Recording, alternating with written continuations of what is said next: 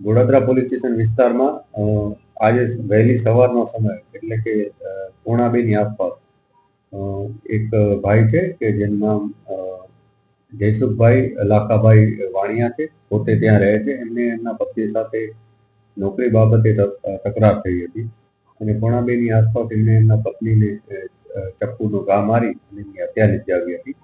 પોલીસે ત્યારબાદ ઇન્ફોર્મેશન મળતા તરત જ એફઆઈઆરની કાર્યવાહી શરૂ કરી અને મેડિકલ પીએમ માટે એમને ત્યાં મોકલી આપેલ છે ડેડ બોડીને. અને જે આરોપી છે જયસુખભાઈ, એને ડિટેન કરી લીધેલ છે અને એને અરેસ્ટ કરવાની પ્રક્રિયા હાલ ચાલુ છે. આ ઘટનામાં અમે વધુ જ્યારે ઇન્વેસ્ટિગેટ કર્યું ત્યારે થોડીક બાબતો અમારા સામે આવી છે કે જેમાં પોલીસને જાણવા મળ્યું છે કે આ બંને વચ્ચે અગાઉ 2 દિવસ પહેલા પણ કંઈક તકરાર થઈ હતી.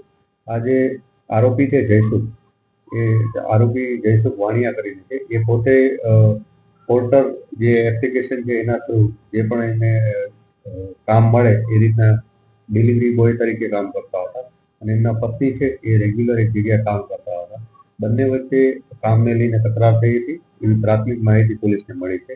આ જે પણ ડિટેલ છે અમે એને એકવાર ક્રોસ વેરીફાઈ કરીશું અને આ ઘટનામાં ખરેખર શું સત્ય છે એના માટે એવિડન્સ જે પણ મળશે એ મુજબ આગળની કાર્યવાહી કરીશું.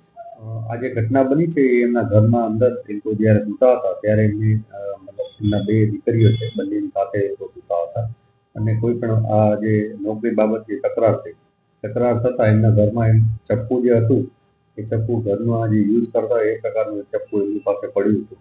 એ ચપ્પુ લઈને એમણે એમના પત્ની પર એક ઘાતક વાર કર્યો હતો. એના ગળાના ભાગમાં એમને ઊંડો ઘા માર્યો હતો, જેને કારણે એમનું મૃત્યુ થયું હતું. પોસ્ટમોર્ટમ પછી જ અમને ખ્યાલ આવશે કે આમાં ખરેખર કેટલા ઘા માર્યા છે અને બીજા કોઈ મેડિકલ એવિડન્સ મળશે તો એ પણ અમને પોસ્ટમોર્ટમ બાદ જ ખ્યાલ આવશે. પોલીસને ઇન્ફોર્મેશન મળી હતી, ત્યાં જ્યારે બનાવ બન્યો ત્યાર પછી અમને સારવાર માટે મેડિકલમાં લઈ ગયા હતા અને ત્યારબાદ પોલીસને ત્યાંથી ઇન્ફોર્મેશન